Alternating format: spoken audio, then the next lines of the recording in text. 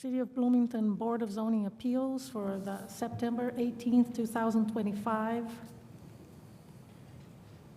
Roll call, please. Ballard, Here. Burrell, Here. Shade. Here. Next on our agenda will be the approval of the minutes from August 21, 2025. I'll move to approve minutes of August 21st, 2025. I second. I can't vote. Well, We can continue them. You can vote if you want to. You don't have to have attended to vote, but if you would prefer to abstain, we can continue them to the next hearing. what would you like to do? I didn't review the Okay. minutes today, so I'll abstain from voting today, so Let's continue. continue.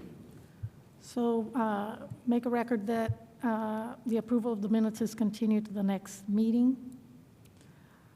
This evening, we have some petitions that are continued to the October 23rd, 2025 meeting, and that's AA-17-22, John Kemp Construction, LLC, and Blackwell Construction, Inc. We also have CU-32-25, Spring Point Architects, Barry Clapper. We also have CU-33-24, Hat Rentals, LLC.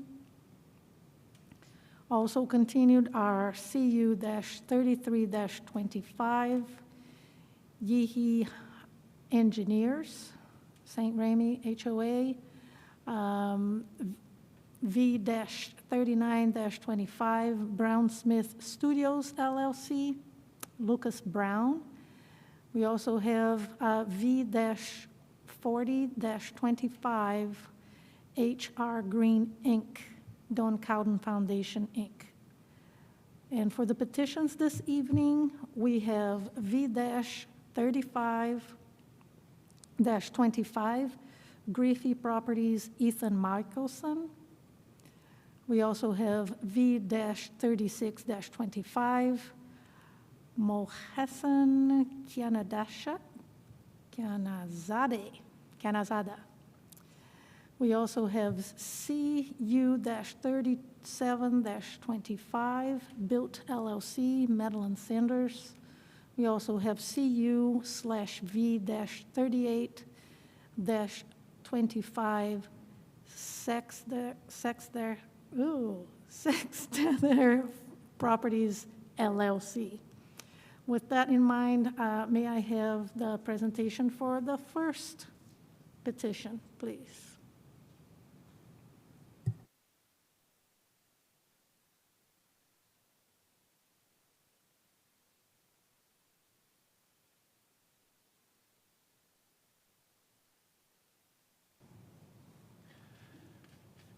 Good evening. For our first petition this evening, we'll be looking at a determinate sidewalk variance for a single-family dwelling located in the residential medium lot R2 zoning district. As you can see, this property is located on the northeast side of the city, along Headley Road there. That property, as well as all the surrounding properties, are zoned R2. There is some mixed-use institutional property to the east, all owned by the trustees of Indiana University. It is a 0.79 acre property, and at issue here is when construction of this home was to occur, it required the construction and installation of a 12-foot wide multi-use path along the property frontage, as laid out here with the original site plan. The request for the determinate sidewalk variance comes about because there is no other multi-use path currently along Headley Road, and development is not seen to be very likely in the near future, and it would be better constructed and installed when future projects occur. This sidewalk also has topography limitations. All along Headley Road, you will see that there is vegetation, as well as particularly with this property, there are some tall canopy trees that would have to be removed for this path.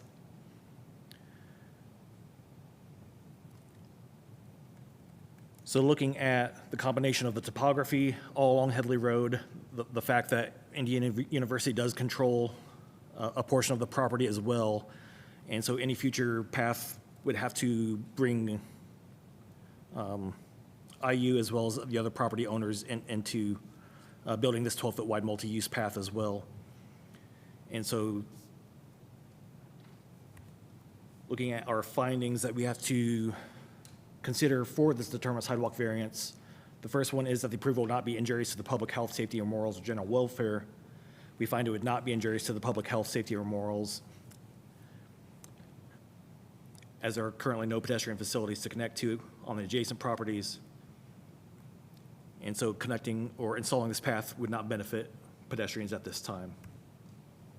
For the second criteria, the adjacent properties would not be affected in a substantially adverse manner. We find that the use and value of the areas adjacent to the property would not be affected adversely, as again, there are no current pedestrian facilities installed. And while it would be beneficial to have a multi-use path along the entire length of this property's frontage, the construction would be best forestalled until other development or projects necessitate the path's construction. And again, with the practical difficulties peculiar to the property,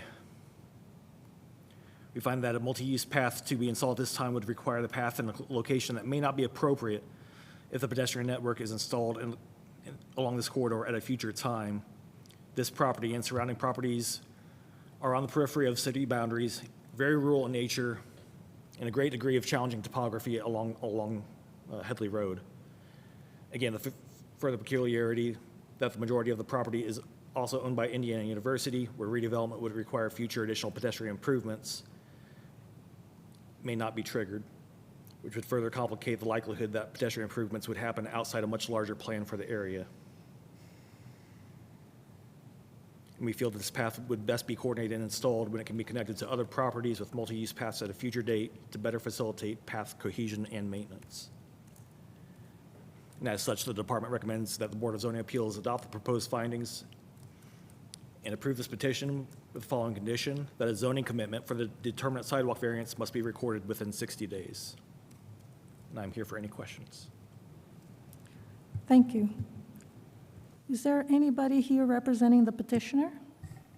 Yeah, you may go forward and sign in, and then once you sign in, I will swear you in.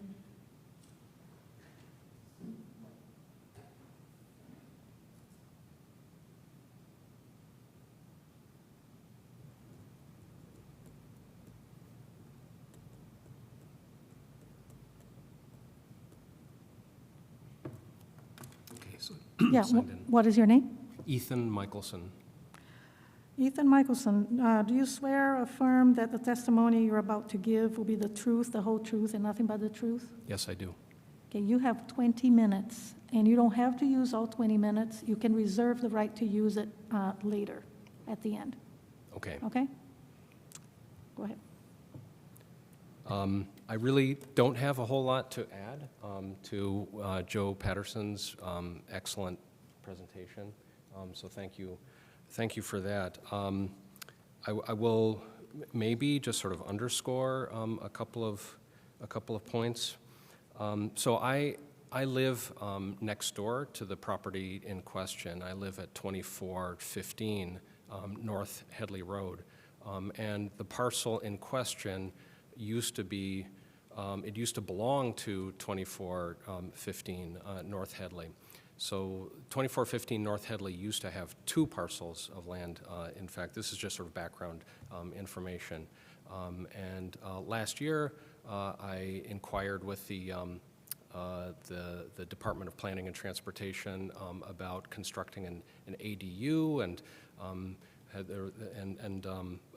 turned out that was not a great option because the 840 square foot limit for ADUs is the sum total of all accessory dwelling units, including detached garages, and that would have left me with about 300 square feet, and I just posed the question, is it possible to move the property line? Because the property line separating the two parcels ran through the middle of my house, ran through the middle of 2415. And I was working with Katie Gandhi at the time, and she said, sure, you can apply for a lot line adjustment.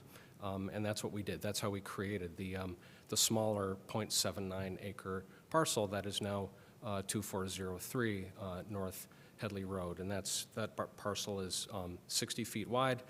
That is what the city has asked me to install a multi-use path in front, but nowhere else, not in front of 2415 North Headley or anywhere else in the area. And I think that's sort of the thrust of the argument for the determinate sidewalk variance, that at the moment, currently, there is not 1 inch of sidewalk anywhere within at least a quarter of a mile radius.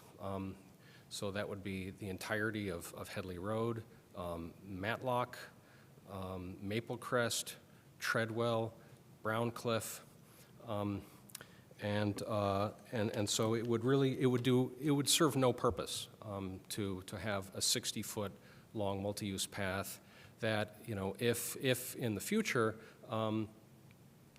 when and if the city decides to construct a multi-use path along Matlock and Headley Road, because that is sort of an aspirational plan, kind of in the city's long-range transportation plan.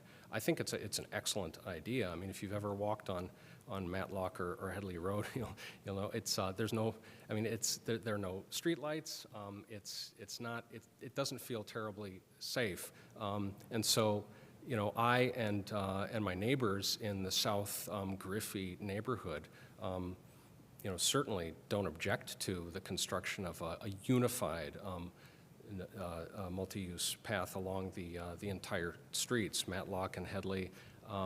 But to have, just a 60-foot section would would not improve safety or the well-being of anybody.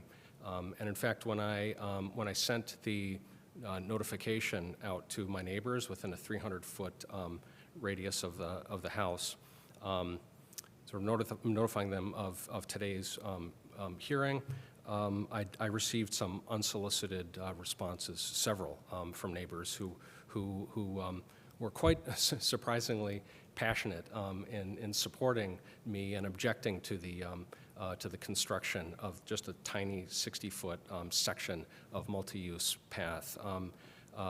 Several of them characterized such a sidewalk as an eyesore. Just a piece of. Some thought it would be concrete. I don't think it would be concrete, but nonetheless, I mean, blacktop, asphalt, concrete, whatever the material to be there, not improving safety and being an eyesore does not. It would diminish the kind of the character of the neighborhood, the sort of rural character, and moreover, constructing that would.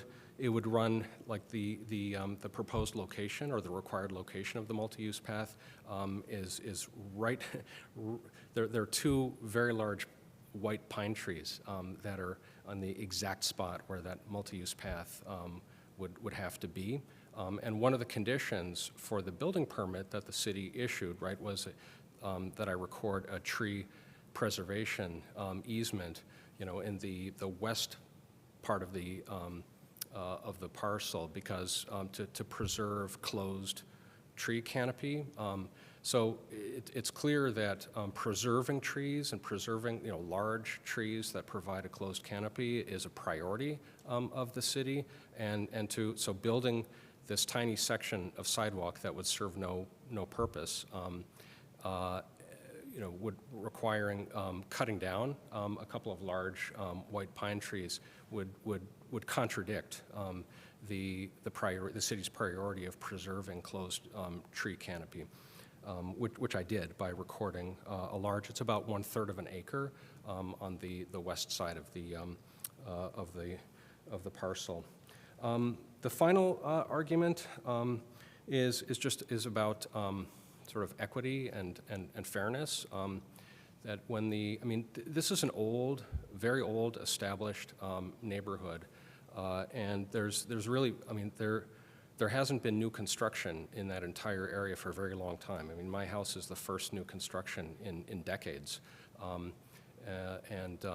fact, the last prior to I believe, this could be verified, but I believe that one of the unsolicited letters that I received is from someone who lives on Browncliff Lane, that's George Keller, and he said in 2007 he built a house. He said it was the last lot on Browncliff, and back then in 2007 he was required to construct a sidewalk, and he submitted the same kind of variance request that I've submitted, and it was supported by the South Griffey Neighborhood Association, and it was ultimately supported by the Board of Zoning Appeals, and made the same kinds of arguments that I did. But if the city does proceed eventually with constructing a multi-use path, as Joe just mentioned now, when it's a unified, coherent plan, the precise location of the path that crosses the parcel at 2403 North Headley, it might differ slightly. They may have to like tear it up and redo it, at which point, the personal cost to me, which would be substantial, it would be wasted, because no one would be using that tiny section of sidewalk, and it could potentially have to be redone, and we would have lost two trees, in fact. In the grand scheme of things, the cost to the city, the incremental cost to the city for that, 60-foot stretch of multi-use path above and beyond, the path for the entire area would be nominal. It wouldn't add much to the budget, to the city, but to me personally, it would be a lot. And so, when no other homeowner would have to pay, I would be the only one having to pay for something that no one would use and would benefit nobody and would be an eyesore, and would require 2 trees to come down. So that's the thrust of I have copies of the unsolicited letters that I received. I didn't have time, because they just arrived. One arrived yesterday, one arrived a few days ago, and so I didn't have time to include it in the materials I submitted. But I have copies if anybody would like to see. Be happy to answer any questions that anyone has. So thank you very much. Oh, sure.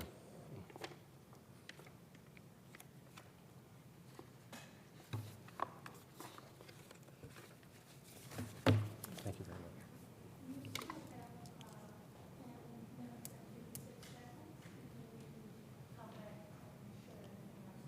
Okay, thank you.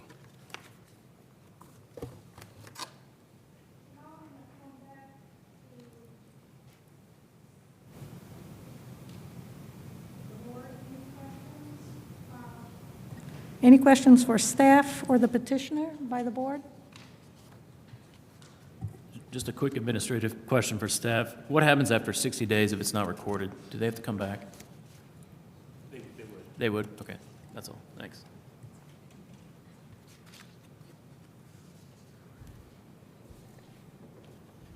Oh, this is the same. I have no further questions on my end. Thank you. So no questions for staff, so let's go to public comment. Is there anybody in the house that would like to speak or online?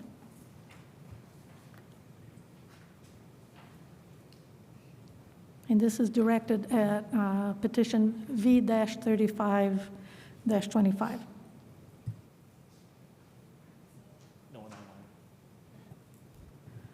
All right, so no public comment. So we're back to the board for action. I'll give you a couple of minutes to read.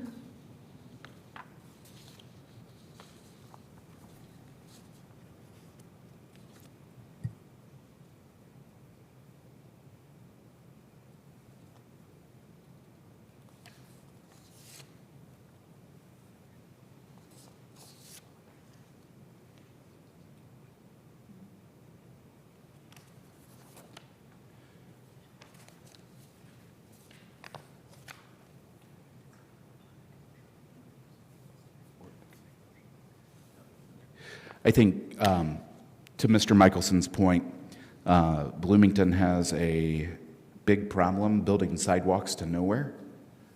It's all over town, so to your point, having a sidewalk to nowhere is an eyesore. So sidewalks should connect to something at some point. So with that, I move to adopt the proposed findings and approve case D3525, ZR 2025-080089 with the conditions in the packet. Do I have a second, please? Second. Roll call, please. Burrell, Yes. Shade, Yes. Ballard. Yes. Congratulations, it's approved. Now we'll move to our next petition. Case V-36-25. May I have the staff report, please?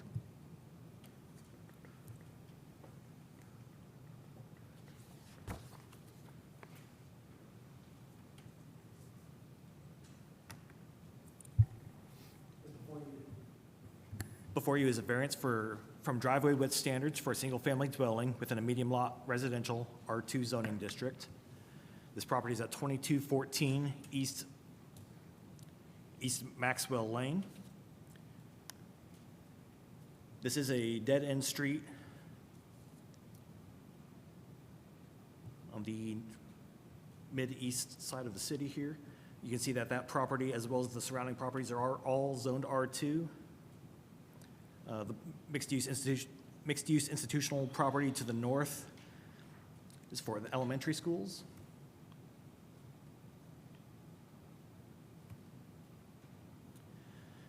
This dwelling is currently under construction, and the owners are requesting to have a 24-foot wide driveway rather than the 18-foot standard maximum allowed driveway within the UDO. The owners claim that this would help them with maneuverability of their vehicles, as well as maintain the vehicles within the driveway rather than on-street parking, as Maxwell Lane is a narrow lane.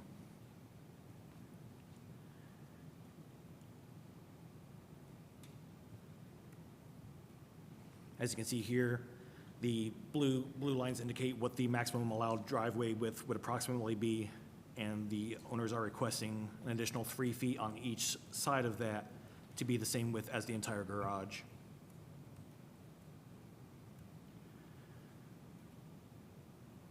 So again, with our findings, the first one, that the approval will not be injurious to the public health, safety, morals, general welfare of the community. We find that it would be injurious to the public health, safety, morals of the general welfare of the community, as wider drive cuts create greater dangers for pedestrians crossing driveways, and allowing that 24-foot wide drive cut increases dangers to pedestrians and to vehicles. It should be noted that there was a change within the code several years ago that reduced driveway widths to that 18-foot, essentially for that use citywide, and that was a cognitive decision at the time to reduce that width for these exact safety concerns. For our second finding, that the use and value area adjacent to the property included would not be affected in a substantially adverse manner. We do not find that there would be adverse impacts to the use and value of surrounding properties. Several properties along Maxwell have lawful non-conforming driveways that exceed the current 18-foot driveway and were installed prior to the current UDO standards. For our third criteria, that the strict application would result in practical difficulties in the use of the property, that those practical difficulties are peculiar to the property. We find that the strict application would not result in practical difficulties or in the use of the property. Considering that a standard parking stall width is 8.5 feet, so to park 2 vehicles, if you were to have 2 parking stalls, that would be 17 feet, so an 18-foot wide driveway would more than accommodate 2 vehicles. And again, while it's certainly acknowledged that there might be a desire to have wider driveways, there's no demonstrated peculiar condition for this property in particular. And again, with respect to the safety aspect, there was that cognitive decision to reduce the driveway width across the city. and therefore is the department's recommendation that the Board of Zoning Appeals adopt these proposed findings and deny this petition. And I'm here for any questions. Thank you. Is there a representative of the petitioner in chambers? Yes. You may approach, sign in, sign your name, whoever is going to speak, and I'm going to swear you in. So if it's the two of you that are going to speak, both need to sign in. Okay?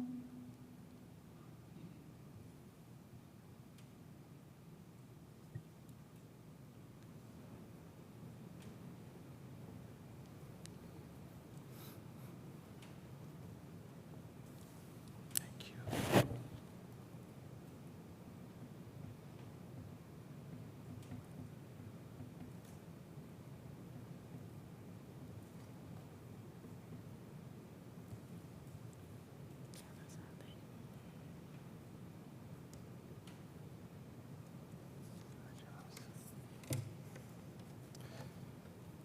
So combined, you're going to have 20 minutes. Okay. So use that wisely. And can you both say your name? I'll just swear both in at the same time. Yeah. All right. Good evening, members of the board. My name is Mohsen Sorry, Kianiz. I can't hear you. Sorry. Good evening, members of the board. My name is Mohsen Kianizadeh. And your name? Ayla Last name, please. Sarabinia. Thank you. Do you swear or affirm that your testimony that you're about to give will be the truth, the whole truth, and nothing but the truth? Yes. Yes, I do. Thank you. So one may start and the other one will go after. Okay, sure. Okay? You have 20 minutes, and there's a timer there, so you can keep track. Okay. English is not my first language. So to make sure our case is presented clearly, my daughter will be speaking on my behalf. I appreciate your patience, and thank you for your time. I'm here to speak on behalf of my parents. We appreciate your time this evening, and I'd like to walk you through why we are requesting the variance. We want to begin by acknowledging the Planning Department's concerns. The report argues that wider driveway cuts can create more conflict between vehicles and pedestrians. That reasoning makes sense in areas with sidewalks, but on this street, there are no sidewalks at all. Pedestrians are forced to walk in the roadway itself, side by side with moving vehicles. This property also faces a series of unique and peculiar conditions that amplify the safety challenge. The street is narrow and it is lined with on-street parking, which reduces maneuvering space and blocks sightlines. 2 pedestrian walking paths connect directly to the street, which increases foot traffic in front of the property. There's also a bus stop nearby, which adds even more pedestrian activity. These combined conditions make this property fundamentally different from most others. With the current allowed width, cars must swing wide or make multi-point turns, keeping them in the road longer and increasing the chance of conflict. An 18-foot wide driveway is simply too narrow to function for daily use. 2 cars barely fit side by side, and with trash bins, bikes, or strollers, there's no room to maneuver.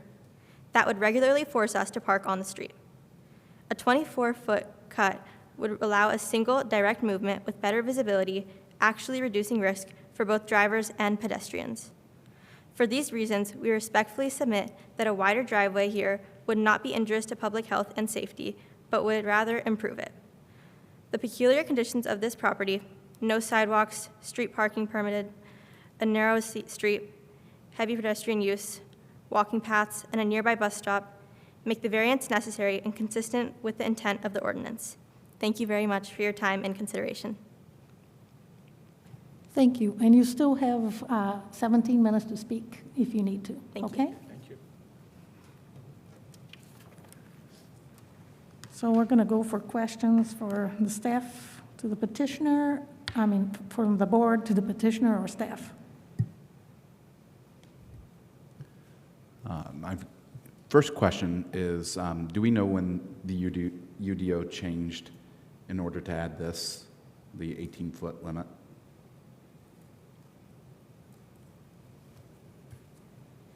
Are you referring specifically with when that driveway width was reduced to 18 feet. Yep.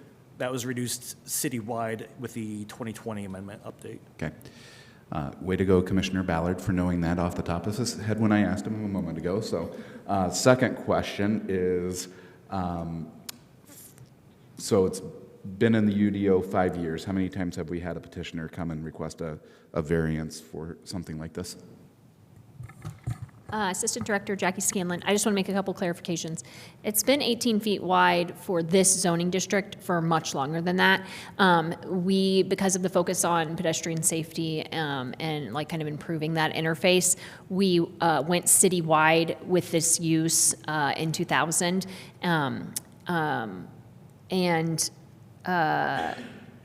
so sorry, and I can't off the top of my head say how many we've had. I would say many. I can't actually think of another one, but that doesn't mean that hasn't happened. But for single-family or plex use on a local road, that would be very uncommon.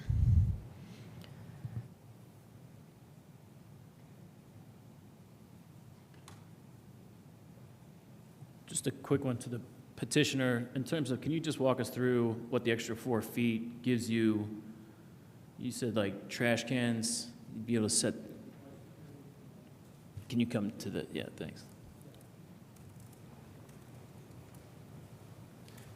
The driveway is our driveway is short a little bit, and if I put my two cars next together, it's very tight. And if I want to take the trash cans out, or if you want to move that bicycle, stroller, or something like that, it's very tight, and there's no room for do that. And they force us to put our car on the street, and the street is very narrow. You see the pictures.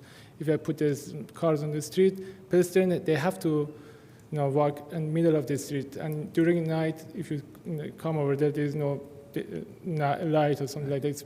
I think that this is more dangerous for pedestrian to put our car in the middle of on the street. Okay. Do you know what the nearest sidewalk is in your neighborhood? Say again? Do you know where the closest sidewalk is? The closest Can I sidewalk? answer that? Yeah. The closest sidewalk is on the other parts of Maxwell, so like across the street, not on the dead end part of it. Okay. Got it. Thank you. You're right, yes. I have a question for staff. So I understand that the 18 feet, is that on the driveway cut on the road? Or can he have a wider apron closer to the house? Can he have a much wider apron, against the garage, and then have an 18-foot driveway cut? Yeah, basically what the code says is that the maximum driveway width is 18 feet between the street and the front building setback. So there's no possibility of doing an apron of sorts? No. Go ahead. The apron, Yes. Yeah, they can't expand wider than 18 feet between the road and the front setback without a variance. And their house is built right up to that line, I believe, is what Mr. Patterson was saying. So there is no room for them to expand that even, like if they came in at 18 and then got wider, they would need a variance for that. So I guess my question would be, from the street cut to the garage, is there a requirement of that distance? Yeah, oh, no, so it just depends where their house is. In this situation, because of how far or close their house is to the road, it's 18 feet all the way up. I mean, Because it's is it- 18 feet wide from the road to the garage. Okay, because is it too close, is it on the setback? Yes, Is I the house believe, sitting on a setback? yeah. Because is it a build too? it is not a build, it's Oh, R2. but they are built at the setback. Yeah, they built at right at the setback, They built right on a setback? yeah. The I'm way just that trying this, to think of an alternative for Sure. them here. The way because that the I variant- yeah. understand what he's proposing, but I understand I cannot change code either. So I just wanted to know if there's an alternative to that. it looks like the way that the variance is requested, variance from driveway width standards. I mean, that gives you a little bit of leeway where it's not just talking about the apron or, that you could allow it past a certain number of feet, but we would need to know more about the site, I think. If you wanted to allow them to flare out further north, To or flare further, out. closer to the house. Because then if we flare out closer to the house, then we fulfill the spirit of the UDO requirement, which is the pedestrian, correct? When it's connected to the road. Do you understand what I'm trying to propose? No, can you tell me one more time? Sorry. So the driveway right now is just a straight driveway going straight to the garage, You're right. to the width of the garage. You're right. And what you were requesting was 3 feet on each side, You're right. correct? Yes. I can, because the way the ordinance is written, it's about pedestrian crossing where they're going to cross on the road in front of your house, Right. correct? So what I'm trying to find is a solution that you will have a wider driveway closer to your garage, Right. but then your driveway will taper Yeah. in. Yeah. Does that make sense? Yes. That works. Yes. Would that work for you? Yes. Yeah. Okay, so Mr. Patterson's going to call up the site plan that was submitted with their building permit, because the house is under construction. Okay. And then, so you can see what the depth is, and if there is any way to let it flare out closer to the house. Okay.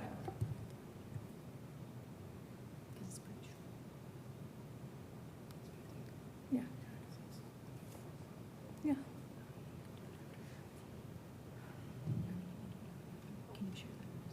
So if you hold on just a second, please. Colleagues drawing.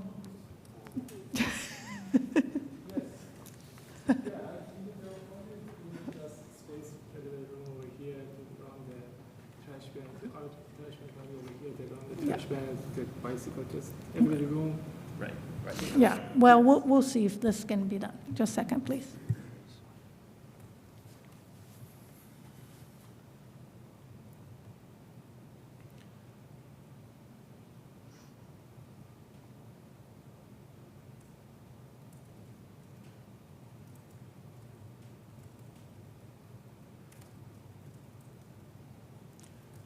So there you can see the site plan, that hash mark with the front setback, and then the edge of the street there.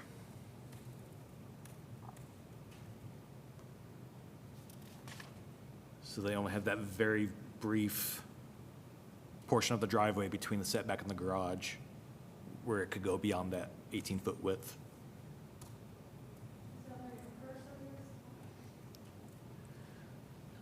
So this is, yeah, this line right here is the setback line. So you have this portion right here that could go beyond 18 feet, but that is it, Yeah, but that's not helpful. right? So between here and then the edge of the street up here.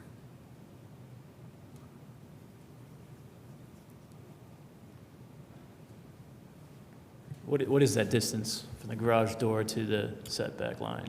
Do you know? 4 foot, 3.5 probably, yes. 4 feet? 3.5 or 4. Okay. So it looks like it's just over 51 to the road. Also, I don't know if you can see that there on the left side, right here. Just if you're thinking about Yeah, depth of where you might want to allow it to be wider. so what are our possibilities here?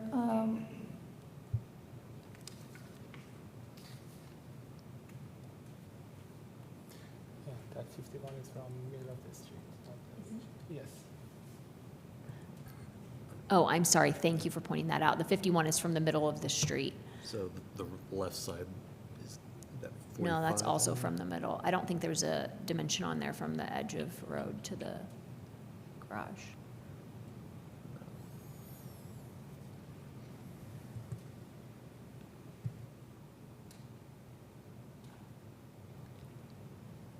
But I mean, you can see there, right, that it's like, it's showed 18 feet wide. So if you can like imagine that line going vertical instead of horizontal, you know, that's roughly 18 feet and probably roughly gets to that proposed 30-foot right-of-way line as well. So it would be then, again, just kind of using that 18 feet distance as a guide, just to see how far. And then, for example, if you let them flare out, 20 feet from the garage, then there would probably still be, at least 18 or 20 feet from the edge of the street. And so then a typical, parking space is 8.5 or 9 by 18. They're 18 feet deep.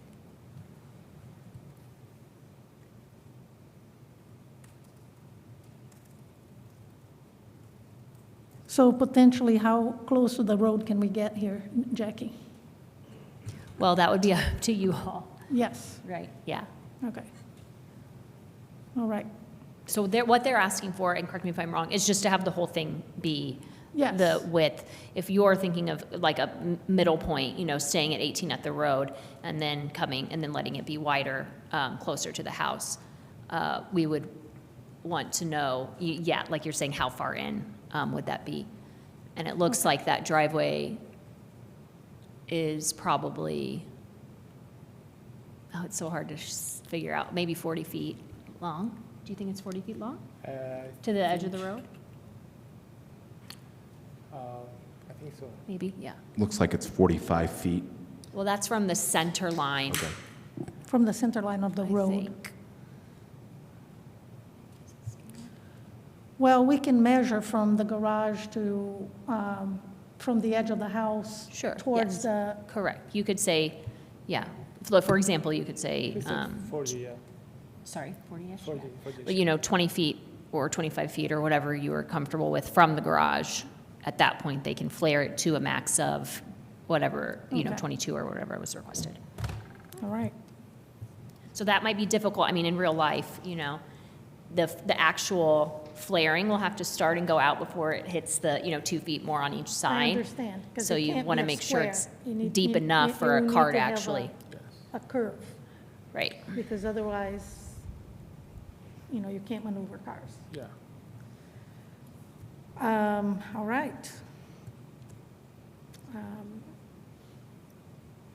But does that, can I ask real quick, make sure? Sure. That makes sense then, design-wise, in terms of what Yes. we're proposing? Yeah. Because like I said, we try to meet what the UDO and the requirements are, but then also give you Yeah. that extra 4 feet.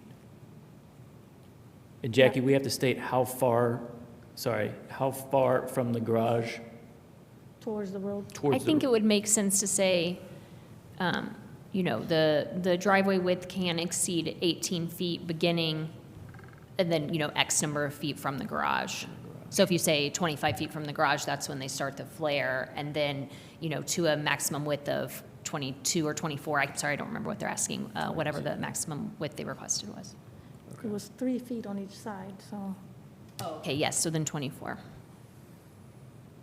so the width can be 24, but then how far are you going to make it a nice curve entrance? That's the other problem. Right. All right. Wow. And remember the criteria, why? Yeah, so.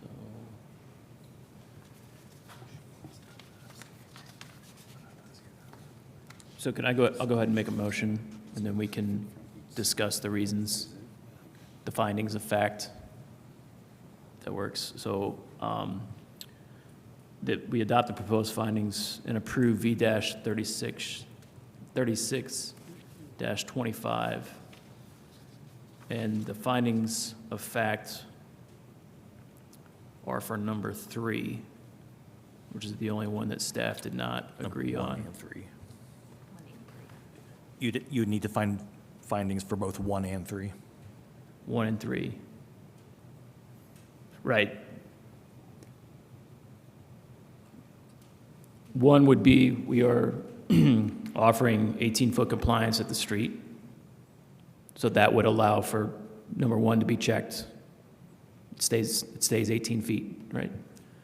And then number 3, the practical difficulty being what they've presented based on, sounds like the layout of the lot, and how they would need the 3 extra feet on each side in order to maneuver safely. Really, for them, it's a safety thing, I think, to be able to take their bikes and the trash cans, like, because it looks like there's a kind of a drop-off from there. So Yeah. that would be the reasoning for number 3.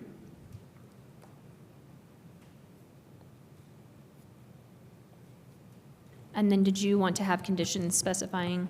How far? yeah. Is 25, I'm not the best visual, but is 25 feet, do you guys think? I mean, I don't know. I would assume if it's 25 feet from the garage door, it flares at the 22. I think it's very 24. hard to give a hard number when we don't know exactly what that is, and also what the curve will require, you know. Sure. I think you could say instead some distance from the edge of the road, that you want it to be 18 feet for some distance, whatever that Yeah, is, I 10 guess feet, 5 my feet or question something. would be, like, for the city, what would be ideal in terms of the, you know, where the driveway meets the road? How many feet in, you know, that it should be 18 feet? Sure. My feeling would be probably like 8.5 or 9, like so that when you're a pedestrian walking there, you can tell that it's one car that's coming out, because it's clear that there's only space for one vehicle. So I mean, you could say that, or you could just say, you know, can exceed 18 feet, 10 feet south of the edge of the street, and then they can make it as wide as they need to with the flare beyond that point, or whatever number you. Yeah, I think the number is important as well on the width, but anyway. Does that make sense? Yeah. Okay. So amending that to say 10 feet south of the edge of the Maxwell, it'll be 18 feet and then can flare out to 24 feet.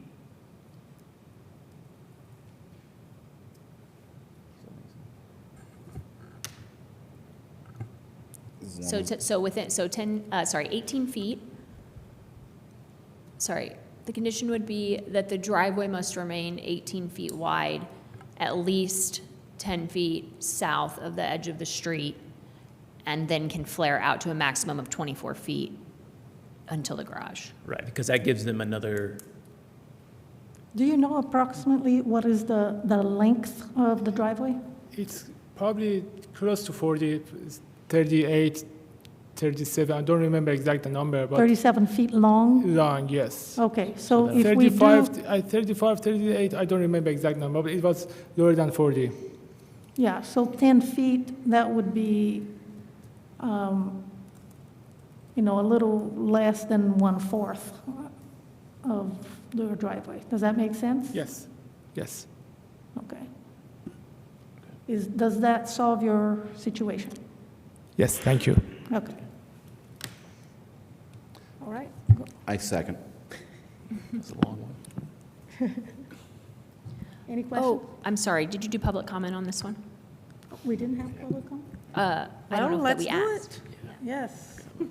All right, yes, we were on questions only. So let's go back and give some moment for public comment. Is there anybody in chambers that would like to speak?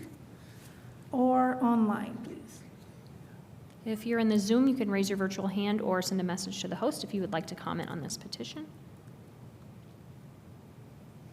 I don't see anyone commenting for Zoom. All right, so we're back to the BZA for a final action. And you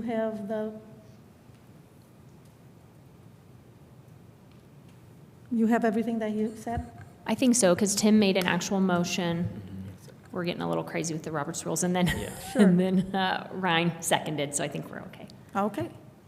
So let's go. Let's do a roll call, please. Shade, Yes. Ballard, Yes. Burrell. Yes. Thank you. Thank you. Thank you.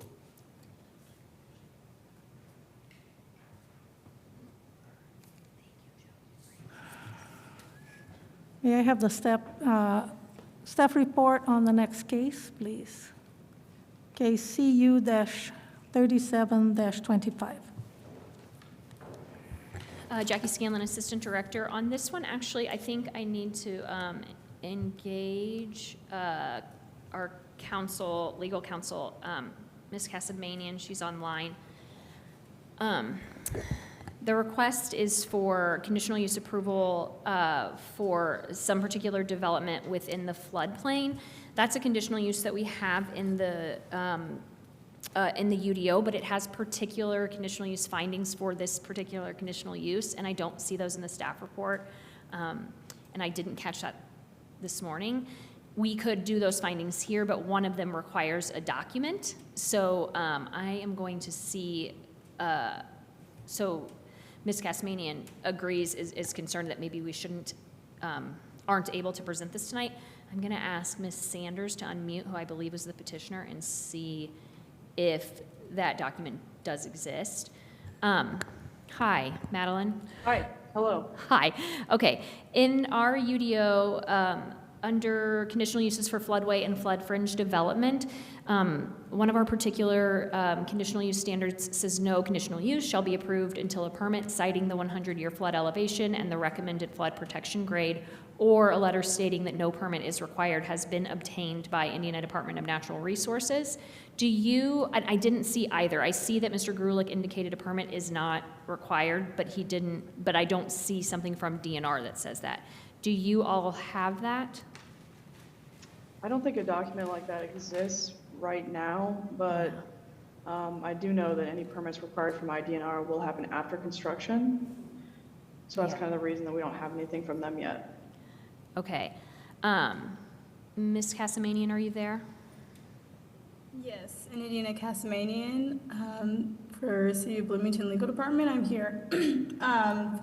So we may need to look into this because it could be in direct conflict with the UDO's pre-submittal activities where, as Jackie Scanlon mentioned, a conditional use permit under that procedure, we do need a letter from the state, Indiana DNR, that indicates that no permit would be required. So I propose and I recommend that we maybe continue this until we have that, or until we can make sense of this sort of conflict, if it is an actual conflict. Okay, so I think the recommendation is for you all to continue it because the code is so explicit that that has to be sussed out before the hearing, before you can approve a conditional use for this. I'm sorry I didn't notice that earlier, but I don't think Mr. Grulich has that, or he would have included it. And as Ms. Sanders said, it maybe doesn't exist. So that might be something we need to figure out before next month.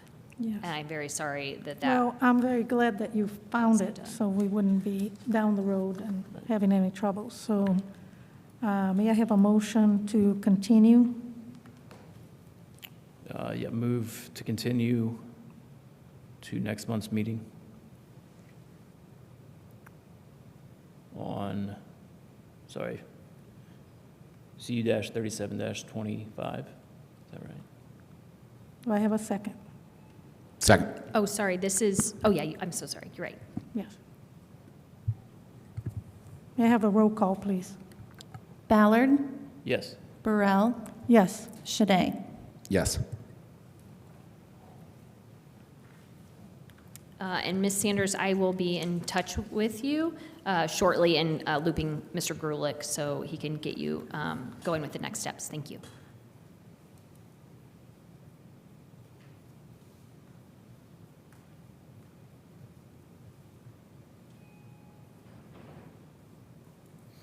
Whenever you're ready, we may have the next report, please.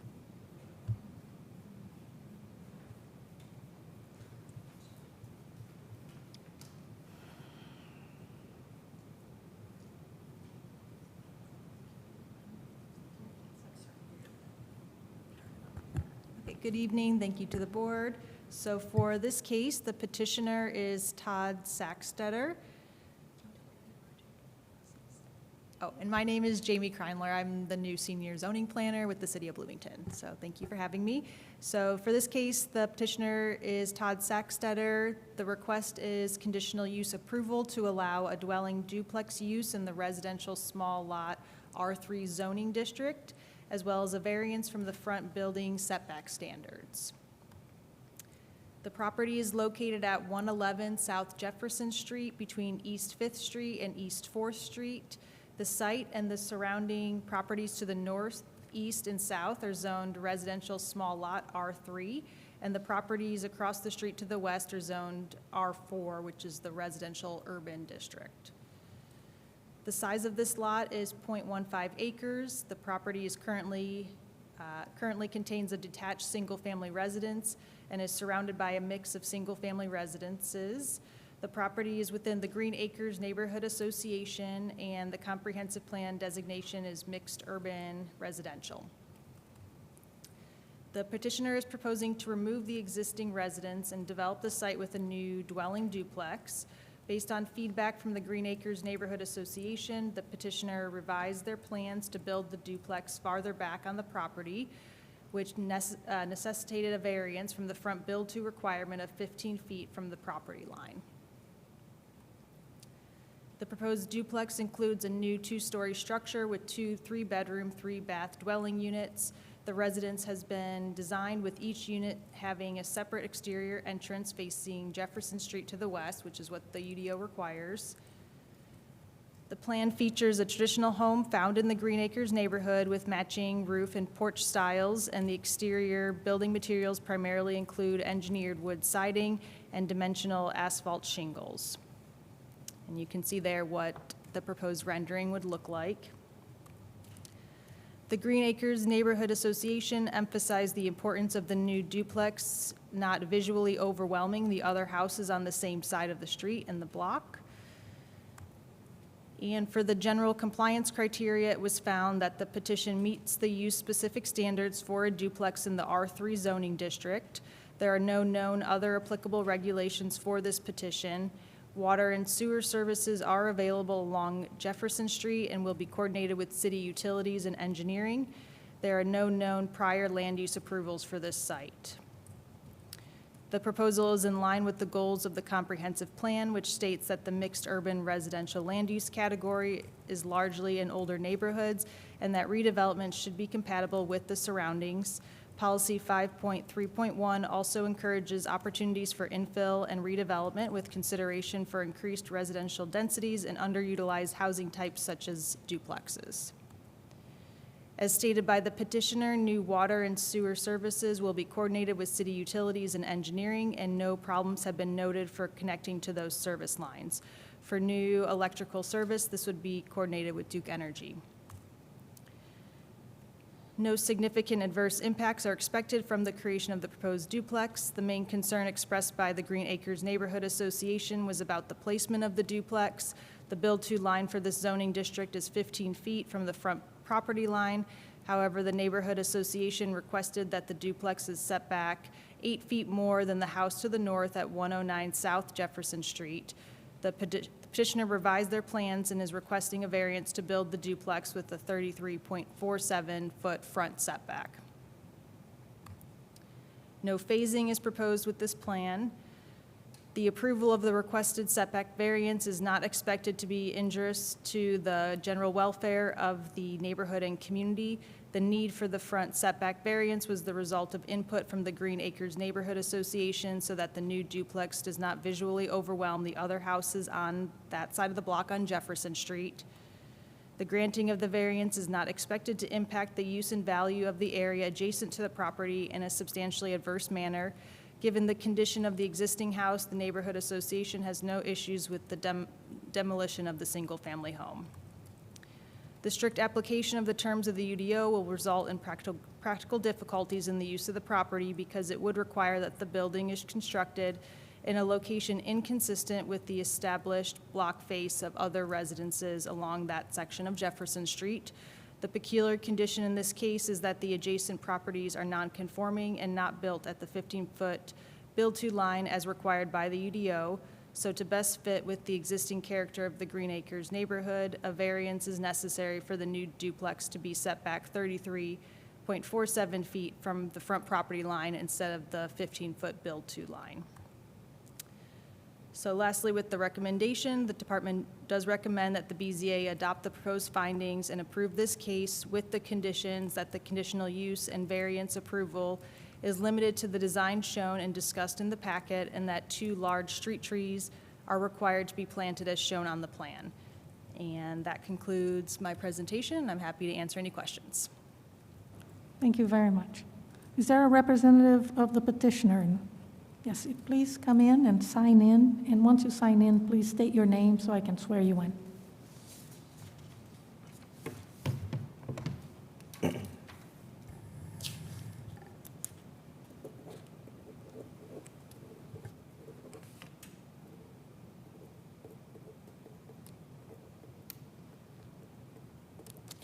Todd Saxtetter. Do you swear or affirm that your testimony you're about to give will be the truth, the whole truth, and nothing but the truth? Yes, I do. You have 20 minutes. She said hello. It was everything that, I don't know if I could add anything. When we went into it, we took in consideration, met with Eric, did everything he asked. We went to the community and asked them what they wanted, and they wanted us to move it back, which was fair. Don't have a problem. They want us to use some type of nicer siding instead of vinyl stuff going up. We said we'll use the LP, which we use most of the time when we build anyway. So all this fits in what we would do anyway, and what we're proposing. So we're just asking for that variance and the approval to conditional use to build that duplex there. And the house is, we're getting ready to demo it. We got the demo permit. It's a mess. So currently there. So if you want to reserve the rest of your time, you can, and then we'll go from there. I'm good. Okay. All right. Thank you so much. Any questions from the board? All good for staff or petitioner? Okay. Any public comment in chambers or online? No public comment. All right. I move to adopt the proposed findings and approve CUV 3825 ZR 2025-08 0092 0093 with the conditions found in the packet. Second. May I have a roll call, please? Burrell, Yes. Shade, Yes. Ballard. Yes. Well, this concludes our meeting. We are adjourned.